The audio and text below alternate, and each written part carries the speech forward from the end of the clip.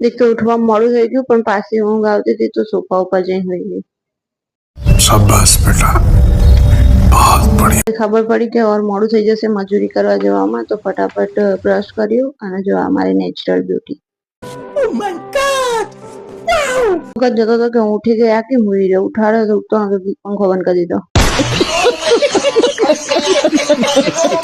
પર ગુસ્સો આવતો તો એની જગ્યાએ શાકમાં 4 મરચાં કાપી નાખ્યા.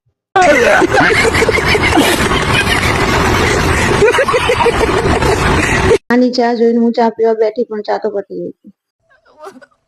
મુझे अपने घर जाना है.